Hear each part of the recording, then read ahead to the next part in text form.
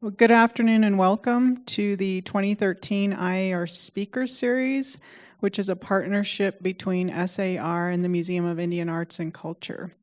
I'm Cynthia Chavez-Lamar, the director of the Indian Arts Research Center, and I'm so happy to see all of you here today. Thank you for joining us. We have a great talk for you today. I'm sure you're going to find it very interesting, and I'm very happy to introduce Kelly McHugh, who is an objects conservator at the Smithsonian Institution's National Museum of the American Indian, where she has had the privilege of working since 1996. She has an MA in art history with a certificate in conservation from New York University's Institute of Fine Arts, and a BA in art history and peace and global policy studies, also from New York University. And I just have to say this last part because it's so Kelly. Prior to speaking at SAR, her most prestigious lecture was given for Career Day at her son's school, Sligo Creek Elementary. Please welcome Kelly.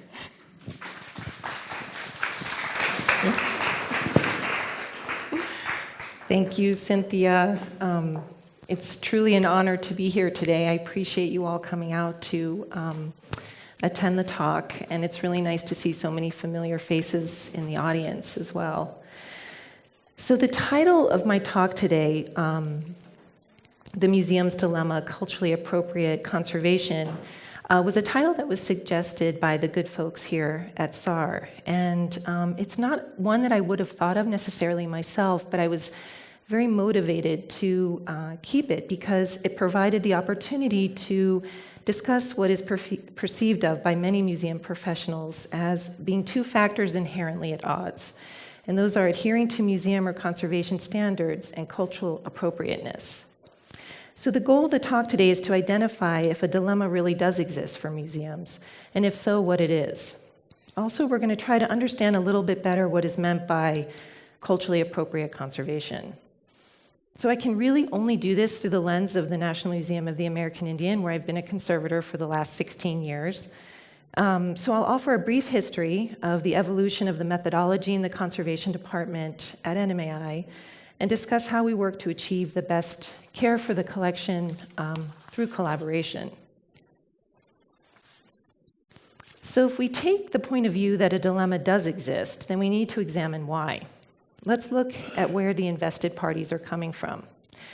This is a description of the role of conservators taken from the American Institute for Conservation's website, which is our profession's professional organization.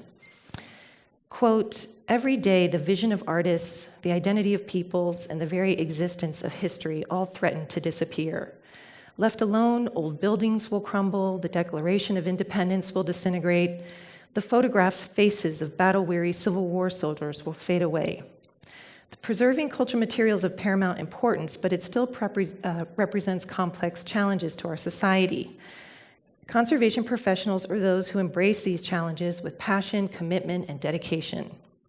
By melding art with science, conservation professionals protect our heritage, preserve our legacy, and ultimately save our treasures for generations to come." It's a pretty hefty responsibility, I thought, reading it. So I was kind of curious then what the conservation programs in the U.S. were saying about conservation. So I looked up their websites as well, and on the University of Delaware's Art Conservation Program website, I found the following. Art conservation is the field dedicated to preserving cultural property for future generations. Our cultural property is threatened by repeated exposure to a variety of detrimental factors, including excessive light, temperature, humidity extremes, pests, pollutants, poor handling practices, natural disasters, and accidental damage. The survival of this heritage depends on the availability of educated and trained conservation professionals.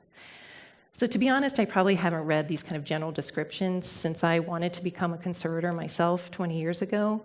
And I had two reactions. One was, how is it even humanly possible to combat all of those factors to ensure the absolute survival of cultural heritage?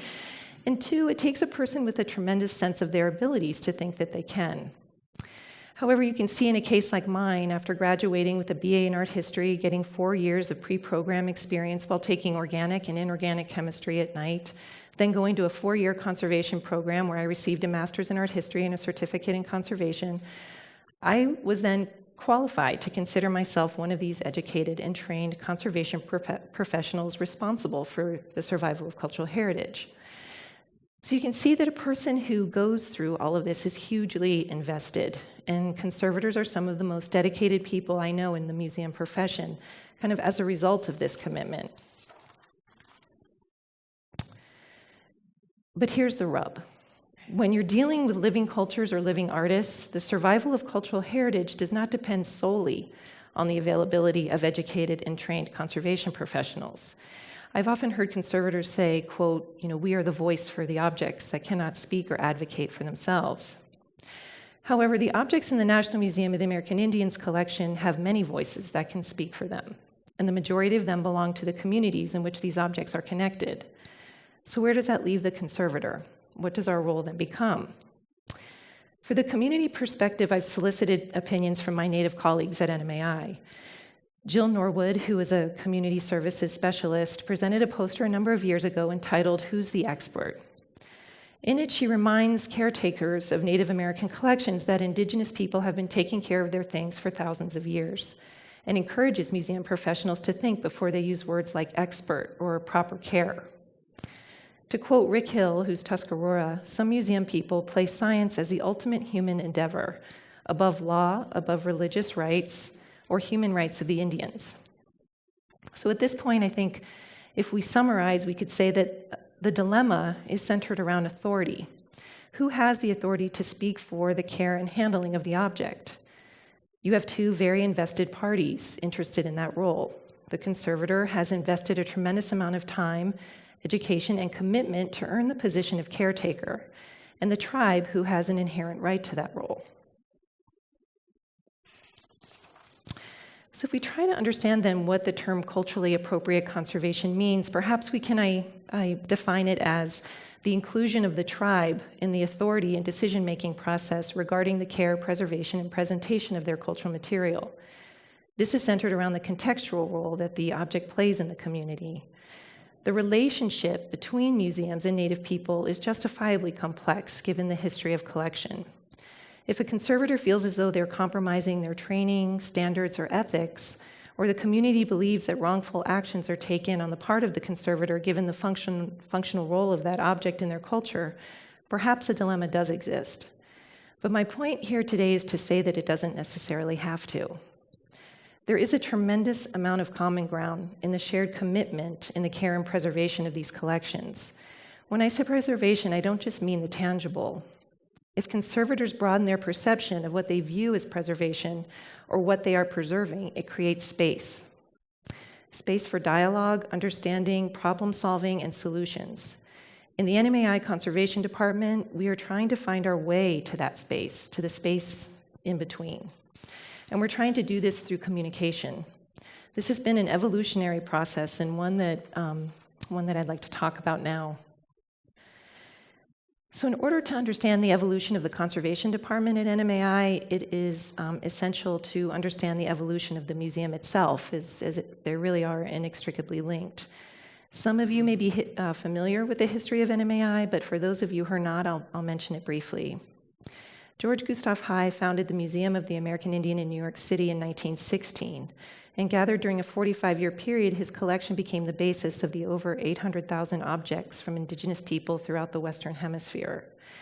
The Museum of the American Indian Heye Foundation opened at 155th and Broadway in 1922, and in 1926, when Heye's extensive collecting overwhelmed the storage space in the new museum, a state-of-the-art storage facility called the Research Branch was built in the Bronx to house the rest of the collection. These are the museum's current three facilities. In 1989, the Smithsonian Board of Regents agreed to transfer the Museum of the American Indian Heye Collection to the Smithsonian Institution, renaming it the National Museum of the American Indian. This agreement led to the creation of a third facility, the George Gustav Heye Center at the U.S. Customs House in Lower Manhattan. This was opened to the public in 1994. The building replaced the outdated Audubon Terrace facility. The Cultural Resources Center, or the CRC as we call it, was designed to provide long-term housing and care for the collection and offers Native communities and Native and non-Native researchers access to objects that are not on exhibit. It opened in 1999. The museum on the National Mall opened in September of 2004. The creation of the National Museum of the American Indian was done in a time of what I've heard our director, Kevin Gover, describe as a period of consultation in government-Indian relations. The climate in which the museum's mission was established directly affects the social politics in the late 1980s and early 1990s. So you all can read this, but I've chosen to highlight two important concepts, which are through partnership with Native people and others, and the museum works to support continuance of culture. This is a mandate, I would say, for how we work at NMAI, and the staff is incredibly dedicated to carrying it out throughout all the departments. These are some details of the Cultural Resources Center, because this is where I work. This is where the conservation labs are held, and this is where the collection is stored. It was built in collaboration with a native design consortium and was very intended not to look like a warehouse. It was intended to look like a home for the collection. Therefore, it incorporates some pan-Indian architectural elements, like the building is facing east. It has an indoor and outdoor ceremonial area. The axis directional elements are visible even in the light fixtures. We have windows in our storage where the collection is. So this is what the research branch looked like. This was the storage in the research branch, and this is the storage at the Cultural Resources Center. And for those of us who worked up at the research branch, we always felt really embarrassed. I mean, the collection was very inaccessible.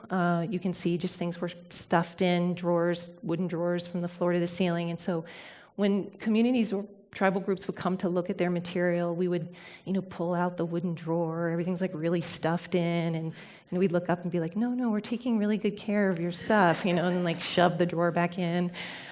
So it was a real relief, I think, for those of us to move down to the Cultural Resources Center and have the difference in the collection to be stored, as you see on the top, and then as it is at the bottom, which is a real testament to our collections management department, who fabricated, and move team, who fabricated beautiful storage mounts for every individual object.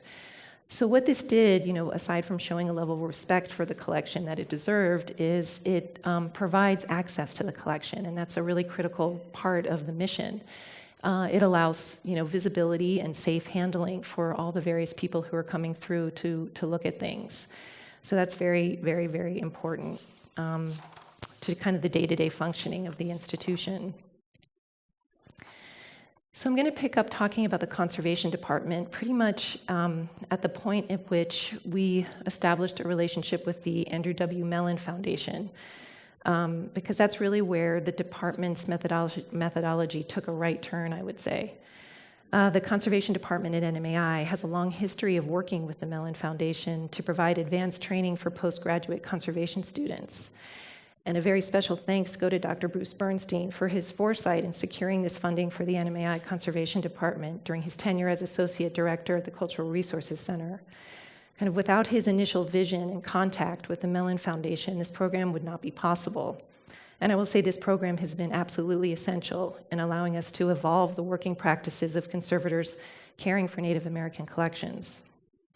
Andrew W. Mellon Fellowships are intended to broaden the fellows' and interns' understanding of what preservation means. What are we preserving exactly, and why? We rely on partnerships with our Native colleagues to help provide these answers. The Mellon Endowment provides funding to bring these Native colleagues to the museum or for us to visit communities.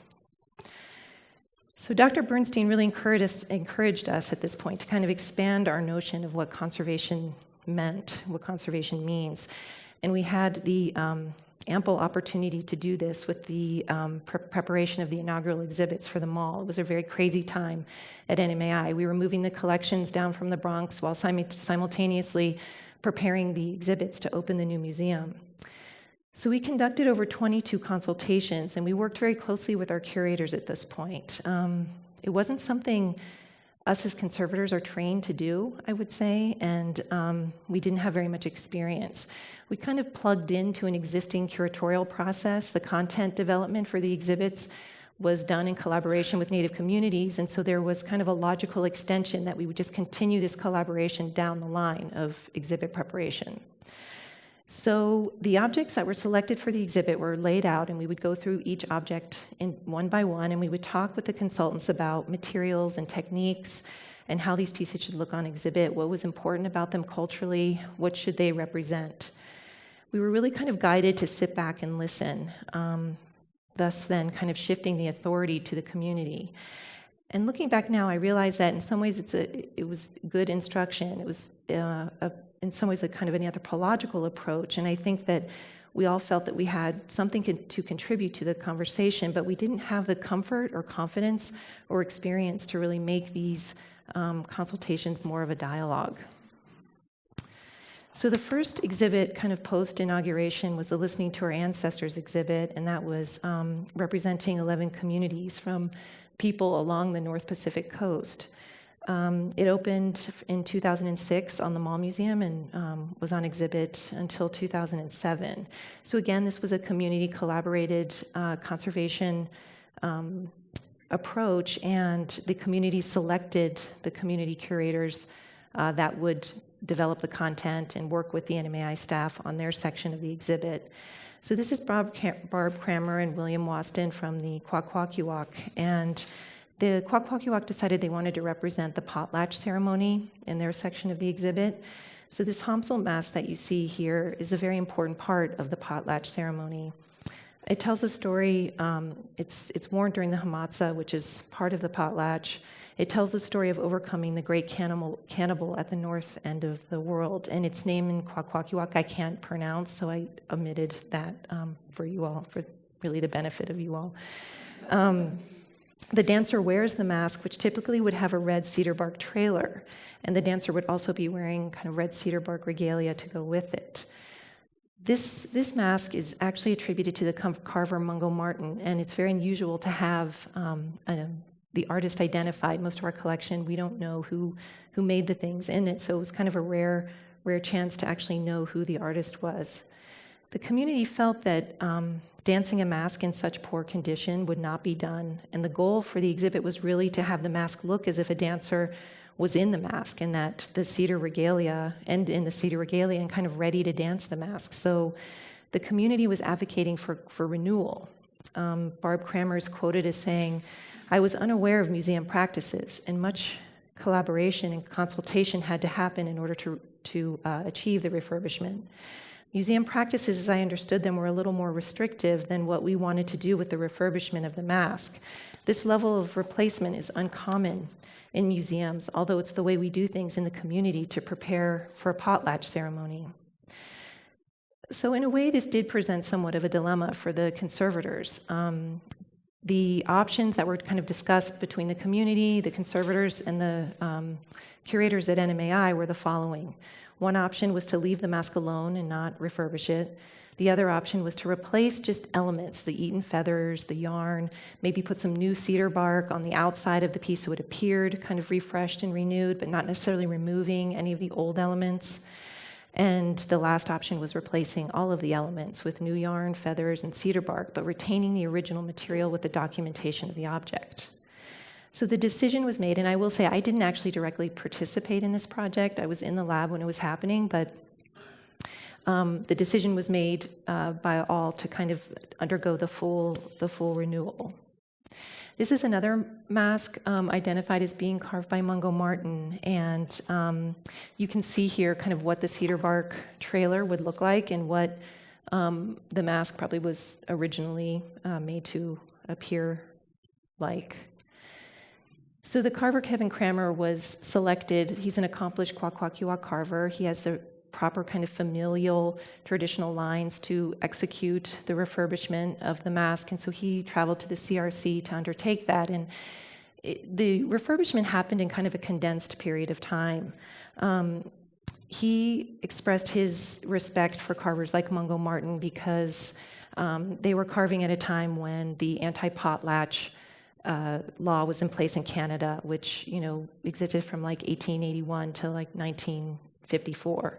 So he really considers carvers like Mungo Martin to be very brave, to kind of perpetuate culture in secret during this time. You see him removing the muslin trailer. And here he is reattaching the cedar bark that was actually made in the community and brought with him. The conservator's role at this point really became one of documentation, so documenting everything that was happening, and all of that documentation resides with the objects file. This is the mask completed. I think there's no question that life is definitely breathed back into this piece. It looks very different than it did when the work was started. Kevin sang a song for the renewal of the mask. This is what it looks like. It looked like on exhibit. So you can see again, like its integrity is restored, its function is restored. It carries a very different role now than it had originally. But I don't want to kind of give the impression that this was, not a complex situation. There was a lot of discussion surrounding this. And I think my colleague, Jessie Johnson, who worked on the project at the time, said that one thing she's found during her work at NMAI was that no matter how much the individual staff supports the ideals and the ideas behind the museum, and no matter how supportive they are of doing the work, like this refurbishment, most conservators directly involved in these experiences reach a point where they feel uncomfortable. And I think we feel uncomfortable because of our experiences learned through Western museological practices. She comments that people who are strangers trust each other enough to come together and make decisions about how to best care and physically change objects. Mellon fellow Megan Emery, who also participated on this, I think it's kind of shocking in a way for Megan would have been just out of conservation school when she started her fellowship. So here she's had this kind of, strict training, rigorous training, and then she's, experiencing something like this at NMAI. So I think, while no one disputed the outcome, everyone was very supportive of what happened. I think she said she would have liked to have seen more discussion time built in, more ability to kind of have the conservators be able to express their kind of sorting through the feelings of their responsibilities for the long-term kind of historic preservation aspect of what we're charged to do. So in 2007, I had the great fortune to work on this large loan for the Smithsonian. It was a joint loan to the Anchorage Museum of History and Culture, and the Smithsonian lent 600 objects to the Anchorage Museum for a new gallery that was going to be on the second floor of a new wing in their building. And this was a highly collaborative project between NMAI and NMNH, and that's actually, I will be honest, not something that happens very often. And it was also highly collaborative with the Anchorage Museum and Alaska Native stakeholders. This was a rare opportunity for me to work in one region for 4 years. As I said, NMAI's collection represents the entire Western Hemisphere, so we're kind of bouncing all over the place, working on objects from all over. So this was a real privilege to work on objects from one area for 4 years and to really try to establish more long-term relationships. I'm very envious of my colleagues here in New Mexico who have the ability to do that because you have the place and the people who made the items in your collection right around you. I had the privilege of working with conservators Landis Smith, Michelle Austin Dennehy, and Kim Cullen Cobb, who were hired for the project from the natural history side. So it was our goal to really kind of pool the resources of both institutions. And so because this is a long-term loan, the goal, we really set out to create long-term relationships with the people that we worked with. We were able to utilize, like I said, the best resources from both institutions, from natural history. We had extensive collection documentation. We had access to mammalogists, to the mammals collection, to ornithologists. And to NMAI, we kind of brought in the mandate for collaboration in terms of the work that was being done. These are some examples of consultations that we held with different communities throughout the development and preparation of the exhibits, and it was really awesome to be able, because people who visit the Smithsonian basically think we're one big museum, and we're very like, no, that's natural history, no, that's American Indian. And people who come are like, whatever, where's our stuff, So it was great to be able to actually have, kind of fluidity between the two institutions, and it kind of makes you realize how stupid you are to be like, oh no, that's theirs and this is ours, and so it was a really great experience. This was a result of working with the St. Lawrence Island material. When it came through the lab at NMAI, a beautiful ceremonial Gutskin Parka was selected, and you can see it up there on the right, and it's made out of the intestines of the bearded seal and decorated with, hundreds of auklet feathers, and each auklet only has one crest feather, so you can imagine how many are actually on there. The people of St. Lawrence Island eat the auklet. It's a very common bird on their island. But it had tears in it. It had tears in the hood and tears on the bottom, and I will be honest with you, I had never touched intestines in my life. I had never worked on an object that was made out of intestines, and I was a little intimidated. When it's wet, it's very strong, but when it's dry, it's like paper, and it tears very easily. And so it was kind of, it seemed a little formidable to me. So in discussions with the curator, Aaron Kroll, we decided that he thought I should contact a skin sewer. So he gave me the number of Elaine Kingecook, who is a skin sewer and doll maker. And when we talked with Elaine, we called her, and I was telling her, well, I've looked at the conservation literature, and what typically has been done in conservation is there's an adhesive patch applied with some backing material, and that'll support the tear, and that should be, that should work, I guess. What do you think? And she kind of hesitated, and she's very nice. She's like, Well, I've actually seen those fail a lot in the museums I've been in, and she's seen the failure of those types of repairs, and she was really advocating for a traditional repair to be done, which would be taking, intestine material and sewing it with sinew in the vicinity of the patch, and there's lots of Gutskin Parkas in our collections with native repairs on them.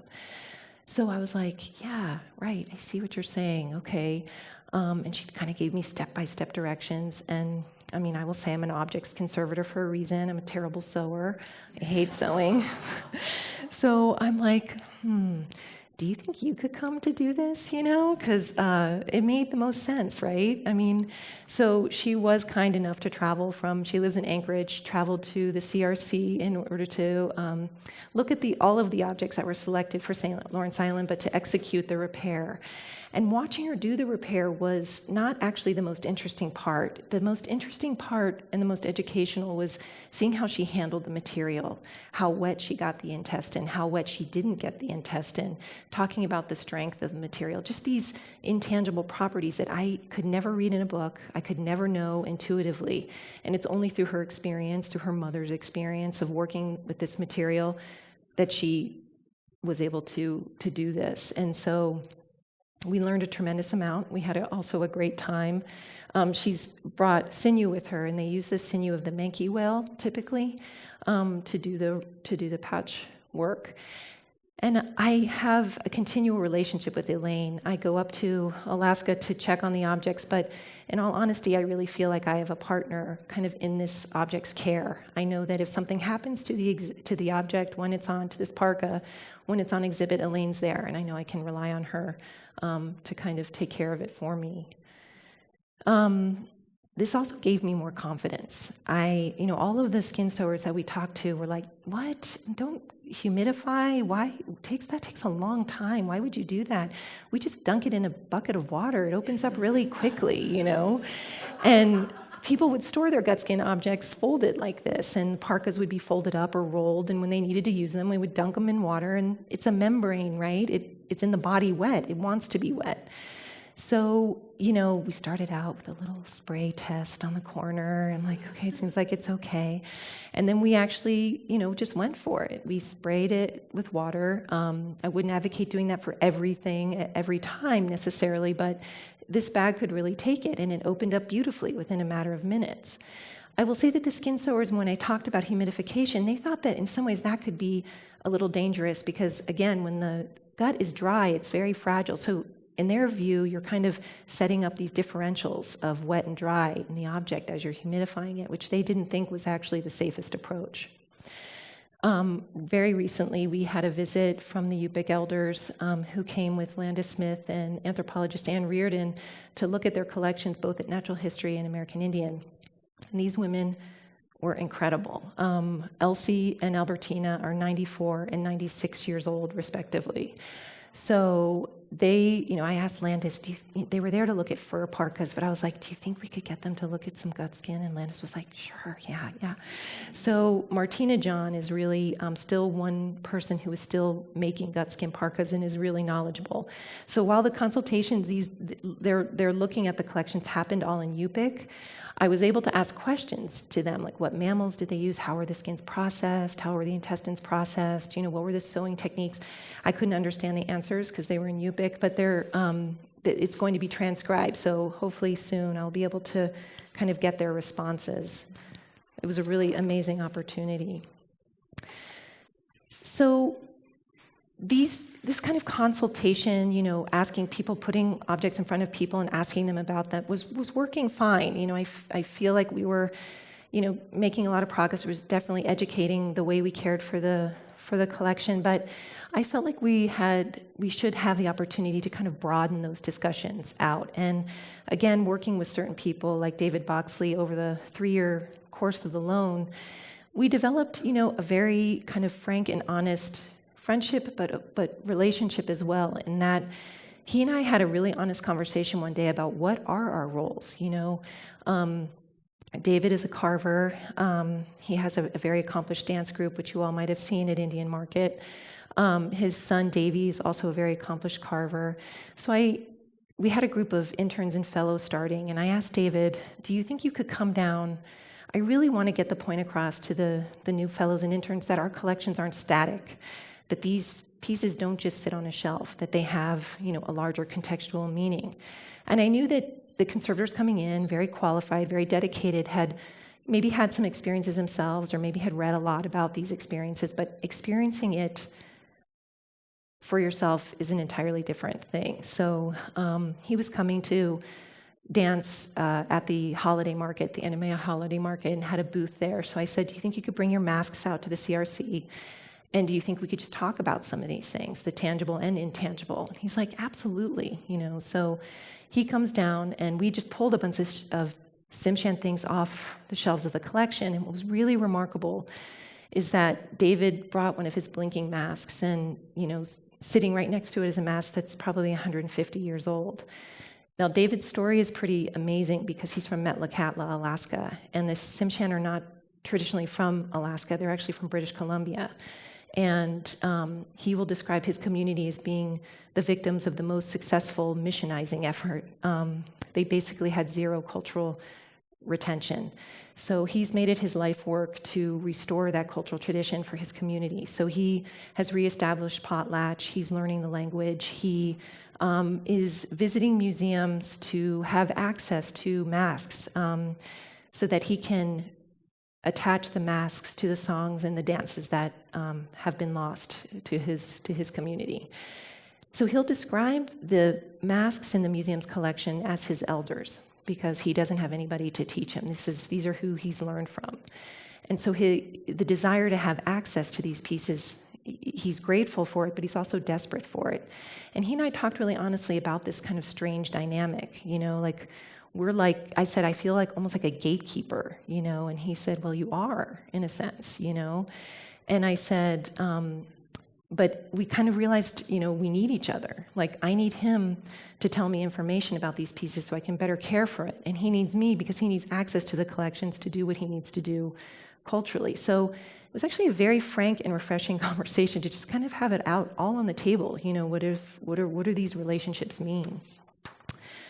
The next day, David and Davey danced the masks, and you can see, earlier in the day we're talking about it, it's sitting on the table. And then that afternoon, we're in the rotunda, and the mask is transforming, it's opening and closing, it's moving. And what can you say? You get an entirely different perspective of what this piece means and that it's part of a bigger picture. The hilarious thing was that it was like flu shot day at the Smithsonian, and all the people from the Museum Support Center were coming over to get their flu shot. So, they'd open the door and walk in, and there's this amazing, event happening. So I really kind of latched on to this idea that workshops and kind of leveling the playing field really facilitated discussion. It made it less about us and them, and it really kind of allowed conservators and artists who have a lot in common in terms of the love for materials, for techniques, to kind of share information. And so this was a recent workshop we had on native copper from the Great Lakes, and it was related to an exhibit that we're having in our New York facility that's opening in August on the Anishinaabe. And it's a contemporary exhibit. The curator, Dr. David Penny, actually selected only about 37 pieces from the collection that are not contemporary, that are archaeological or historic. And about 15 of those are native copper pieces that date to about 4,000 years. They're about 4,000 years old. So this piece, Shorelines, is one of the contemporary pieces that's been selected, and these are huge panels of copper. They're about 6 feet by 3 feet, and they're very thick. And this piece was created by artist Michael Bellmore. And on the day that I was slated to go look at the pieces selected for exhibit by the curator, just to see if they were, strong enough to be on display, I took my colleague Kim Cullen-Cobb, who was a previous Mellon Fellow with us, who's a contract conservator now. She was a metalsmith in her previous life and did her research at NMAI on archaeological copper. So I kind of grabbed her to come look at the pieces with me. And as we opened the drawer and were looking at them, she was going off on the technology and the properties of copper and what had happened to them post-collection. It was totally fascinating to me because I hadn't worked on a lot of archaeological metals. And I thought, well, this would be great, for the fellows and interns, for everybody working on these pieces for the exhibit to know this information. Would you be willing to come and kind of talk to us all? And Kim was like, absolutely. So as we were walking out, Shorelines is actually mounted next to the door on the way out of collections. And I'm like, it's in perfect condition. It's in great shape. It's a few years old. But I looked at it and I said to Kim, I'm like, wouldn't it be cool if we kind of did something where we were looking at the use of copper throughout time? I mean, we just looked at pieces that are 4,000 years old, and we just looked at a piece that's a couple of years old. And so, I wondered if Michael Bellmore would be interested in coming as well and kind of talking about the importance of copper. You all may know this, that the Great Lakes is one of the largest deposits of native copper in the world. And so it comes out of the ground in huge, huge chunks. So, harebrained scheme, call him up and said, hey, hi, I'm so-and-so. Would you be interested in, coming to do this? And he was like, yeah, sure, it sounds really cool. So we organized this workshop, and it was intentionally interdisciplinary by nature. And this is actually the way I'd like to see things go for our lab. We had an archaeologist, we had 3 metalsmiths, we had the curator, a bunch of conservators, and Tom Evans from our collections management department, who's really knowledgeable about ancient American cultures and technologies. So it was, we all sat around and we initially talked about Michael's piece first. We started off talking about the contemporary, and Michael was describing how the piece was made. And he said, yeah, I annealed it 20 times, and all the metalsmiths in the group were like, oh, wow. And I sat there looking at their reaction and being like, wow, but I had no idea why that was a really big deal, to tell you the truth. So, he described how it was made and what he did to make it. And then the next day or that same day, but we moved to the archaeological pieces and talked about, how they were fabricated. And it's the same exact process, through annealing and pounding, you create tools, or you create this incredible contemporary piece representing the shorelines of North America. There was some question about one of the pieces. The curator thought that they were all real, but there was one piece that kind of displayed this unusual corrosion, and we did XRF testing. We looked at the alloy compositions. Native copper is like 99% pure.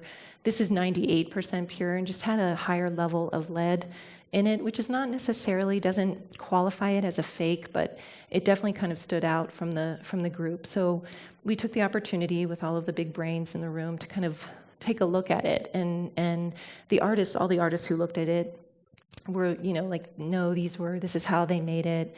It definitely seemed like it was an old piece, but it was still somewhat curious. The next day, we had the opportunity to anneal and pound copper ourselves, and that was a really incredible opportunity, because then I understood why the metalsmiths were gasping in the crowd, and that is because the level of control Michael achieved with his piece of these huge coppers, it's a malleable material and it continues to move. And so pounding it's going to move in a different direction when you hit it one way.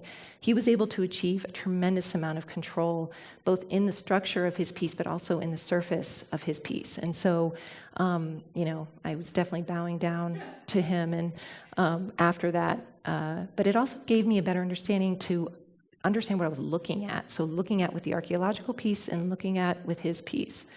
He described there were scratches in it, and I said, these scratches must have happened when it was on exhibit, because they were clearly not part of the process, it seemed like to me. And he kind of chuckled, and he's like, what else do you think? He was kind of baiting me to, it seems like it could have been, a visitor might have walked by it and whatever. So I'm going into my conservation analysis of it. And he laughed and he goes, well, all right, I'll tell you. He said, in order to control the metal while I'm pounding it, I had to sit on these big sheets of copper. And he said, and I would sit on a pad most of the time, but I was wearing, hearing protection. And he said, I didn't realize that the pad had slipped off and the rivet of my jeans actually scratched the surface. So I said, what do you mean, that's a butt scratch? And he said, yeah, I guess you could, consider it that. But I asked him, then this kind of interesting conversation ensued. I said, well, what do you want to do about it? I'm like, do you want to leave them there? Because technically they're considered part of the process. And he's like, well, we could. And I said, or, we could also in-paint them. It would be really easy to kind of get rid of them. And he's like, He said, they've always bothered me. And I said, well, let's do it. Let's just in-paint them. And so I went through the piece with him, and some of the scratches we left, and some of the more visible ones that he felt were distracting, we actually in-painted.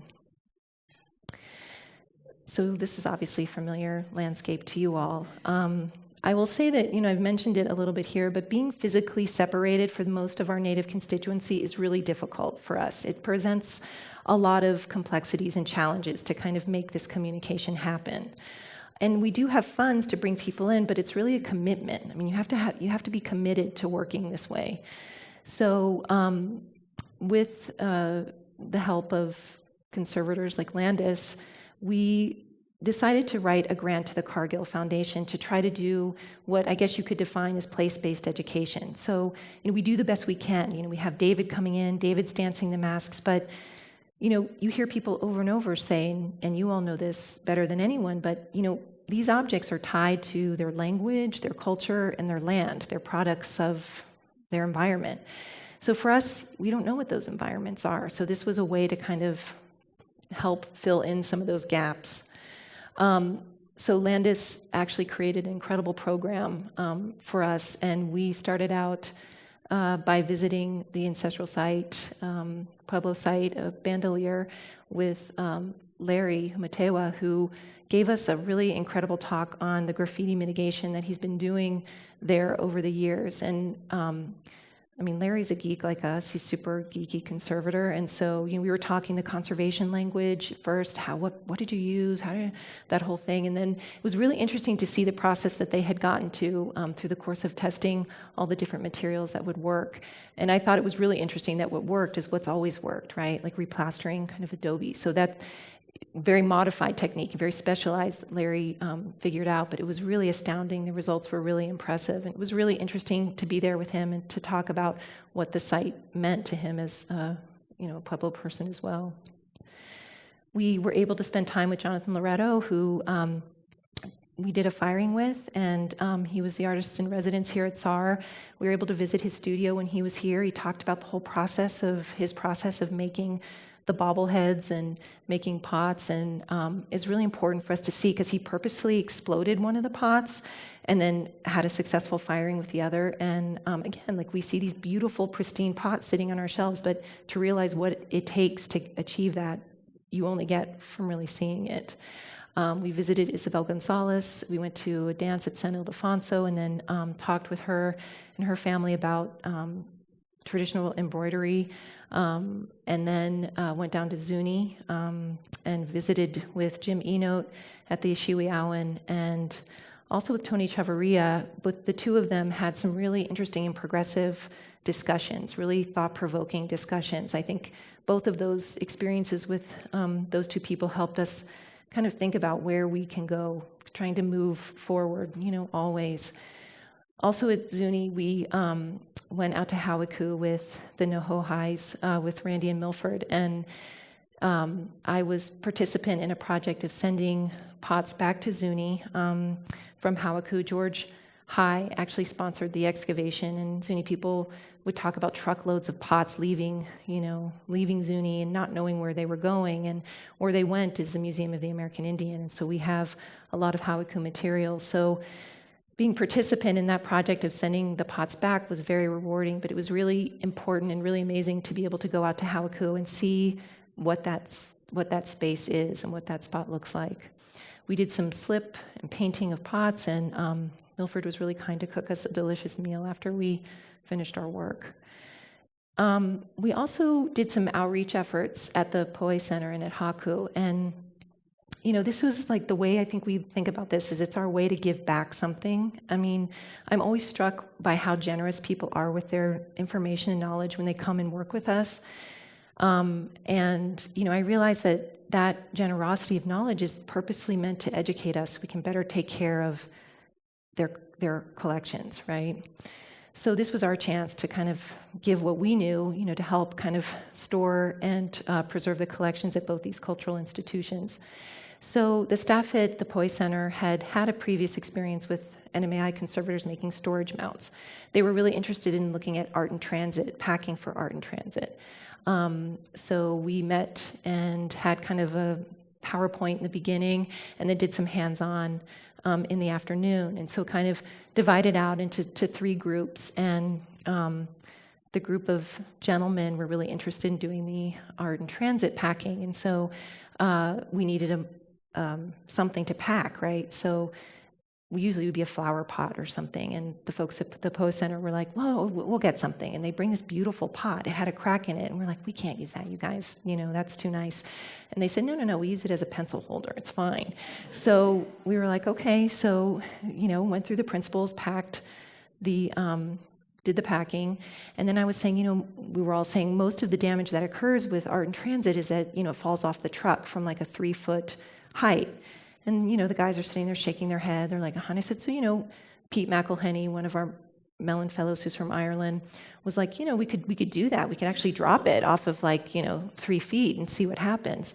And, everybody's like kind of shaking their head. And they're like, or we could drop it off the roof. And so we were like, okay, let's do it. Let's try it. So Samuel's up there, drops the box, bounces, and we're all kind of like, I wonder what happened. Very dramatic moment, do the unpacking, and the pot was perfectly fine. I mean, the packing was perfect. It did exactly what it was supposed to do. But everybody was really disappointed.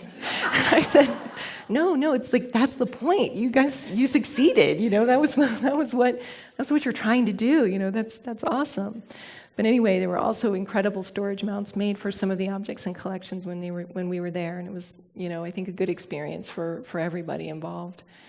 We also went to Haku, like I said, and worked with Melvin to kind of do a quick survey of their storage space and gallery space. We were really impressed with what he's been doing there by himself. I mean, it's incredible what he's accomplished there, and just kind of identified some areas that he could perhaps use to get funding to kind of further, things along there. So lastly, I know I've been talking a long time, you guys, but just briefly, I want to talk a little bit about the Always Becoming project, because it truly is a remarkable project, and I think has served to really broaden all of our thoughts, everybody in the museum who works with or who is around this project. And this is a sculpture project that was created by Nora Naranjo Morris from Santa Clara Pueblo, and she won an outdoor sculpture contest in 2007 to create a group of ephemeral sculptures. Her idea was that they would be community created and that they would melt into the ground over time, like the adobe does here in New Mexico. And different things over the course of time would reveal themselves out of the sculptures. So she did write into her proposal that she would come back once a year to kind of to act as a steward for the pieces and kind of help take care of them as they age, like you take care of your grandparents as they age, same idea. I don't think she counted on working with a group of conservators, but These are actually accessioned objects into the collection, and so we were pulled into the conversation, and Nora is incredibly generous with this project, I would say, and really took it as a learning opportunity. I'm not going to go into the description. Alicia, if you'll just play the first. There's a series of podcasts on YouTube about this project, and this is a really short one, but it really gives you a good sense of what this is about.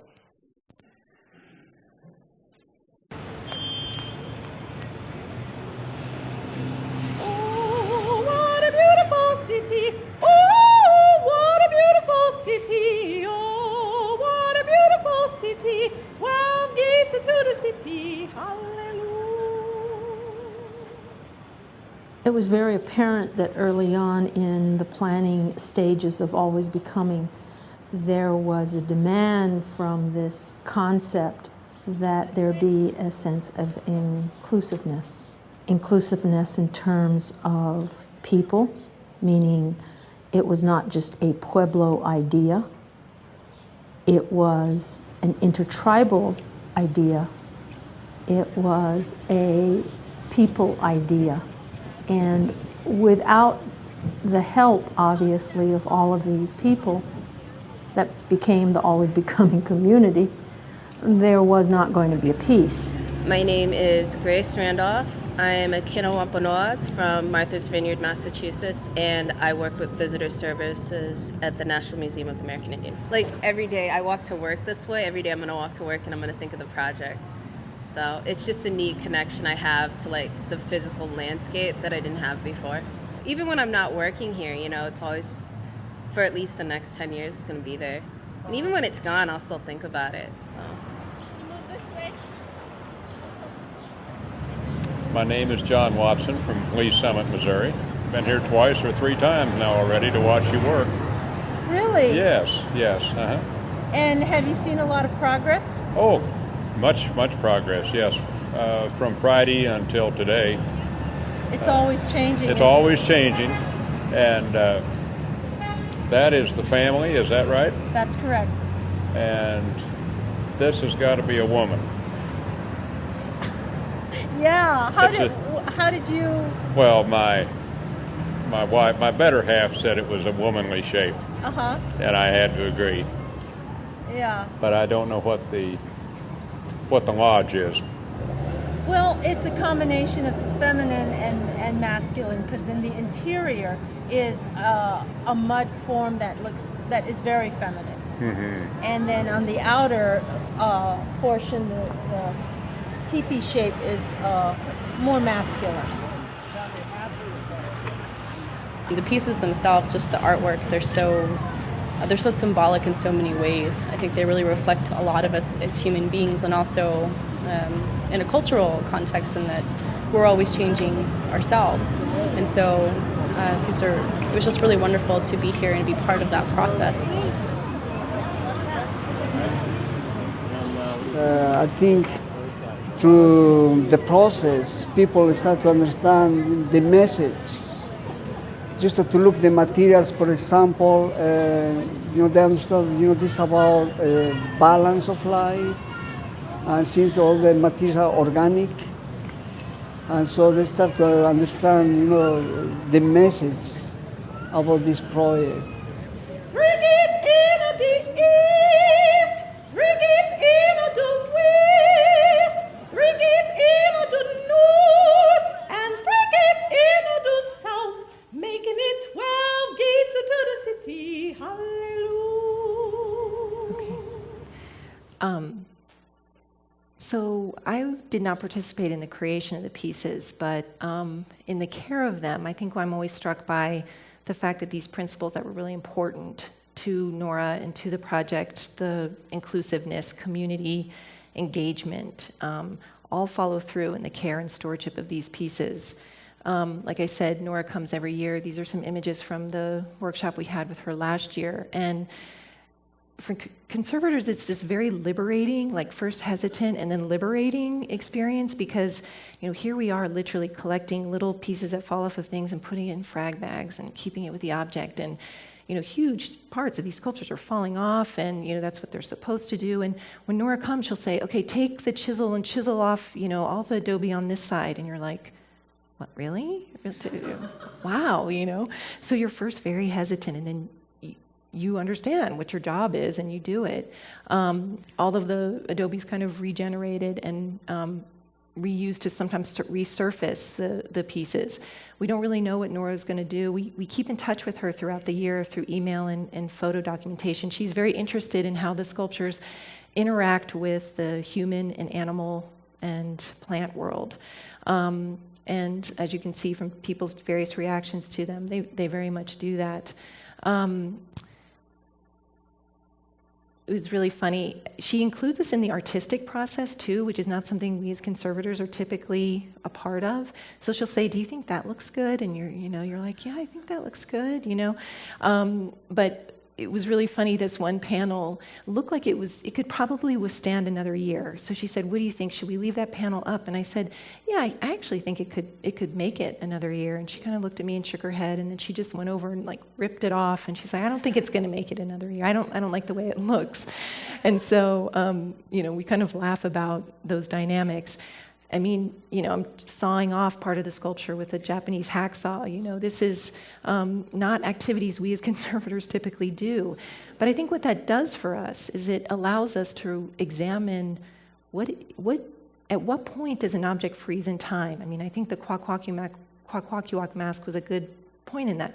Who chooses where you arrest the change, for something? And everything has its own history and its own needs and requirements.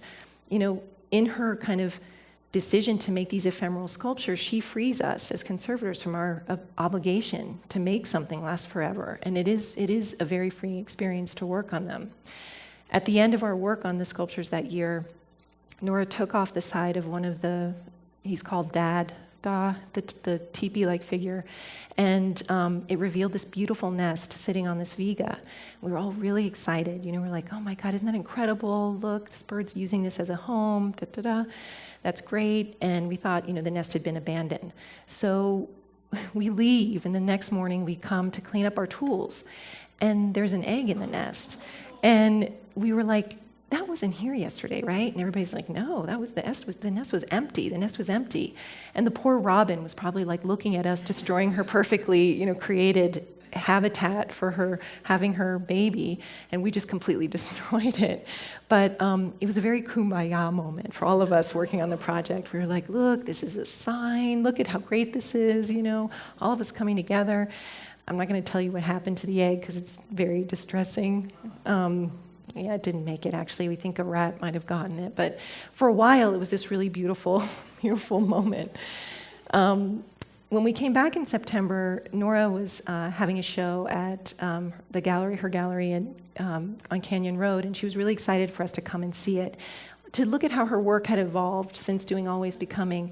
But she said, "You'll recognize one piece, you'll recognize one piece." So we came in, and Nora had made this beautiful nest out of electrical wire she had salvaged from the dump in Santa Clara. And in it, she had 2 blue robin's eggs made out of ceramic. And the title of the piece was called something like "We're All in One Nest." And I think, it's the truth, right? We can make all these categories. Museums love to categorize everything, but when you get down to the essence of things, we're all in this, together. Nora just came back in April, and this was the workshop with her this year, and you can see that same sculpture with the nest in it has undergone a lot of transformation. We had a lot of severe weather in Washington over the course of a year, and so the posts were really just remaining. And so we were sending photos to Nora, and she was thinking about what to do with him because she's like, "He needs some love. We need to do something for him." And so she thought about using color. And it doesn't really come through in these images, but we were actually applying stains to the posts. And in doing that, it kind of really gave him a lift. I mean, he looks much more vibrant than he did. He looks cared for, which is the goal. Here he is before and after. And Nora asked us to put bands on the posts, and there are 9 bands, and she wanted 9 bands there because there were 9 of us working on the piece together that year. So that's what that represents. Mountain bird, the shape with the motherly figure inside, also got some color applied to it. And the morning we were working on this piece, one of the collections management interns was talking about a new tattoo she had gotten on her wrist, which was her grandmother's signature. And we were all commenting how beautiful that was, and it kind of led to a discussion about loss and loss in our lives. And so that day, after we were working on this mountain bird, is the name of this sculpture, Nora asked that we put a band on the sculpture for someone that we had lost or someone that we want to kind of remember. So this year's workshop felt very deep and very profound. I think in Washington, there's a lot of polarization happening now. These sculptures, as they sit in proximity to the Capitol, generates a lot of discussion as we're working on these. Coincidentally, the immigration march was happening when we were working on these pieces, and there were large processions of people with signs and chanting, and there was a lot of excitement in the air. But there were busloads of counter-demonstration people who were going into the museum, and we thought for a second, like, how ironic is that? Like, do they realize that they're going into the Museum of the American Indian and they're here to protest an immigration, Anyway, it was an interesting dynamic. But when the work was finished this year, very much kind of in contrast to last year, we went over to the rally, and I thought this was a very interesting image because, it shows Nora looking at this. You can see how, again, like you turn around and you look at the museum right behind you, and then here you are facing this. So to me, in 2013, Always Becoming really felt like it was about how we respond to the people around us. It could be people that we know or people that we don't know. It could be people we're very close to or people who are complete strangers. But it's up to us how we choose to take care of each other, and by extension, the things we make and use throughout time. So in conclusion, I just would like to say that while the circumstances and relationships can appear complex, whether you're talking about immigration or the care of cultural heritage, the willingness to communicate and the effort to do so helps in moving us all forward together, kind of in a shared humanity. So that's it. Thank you very much for your time and attention.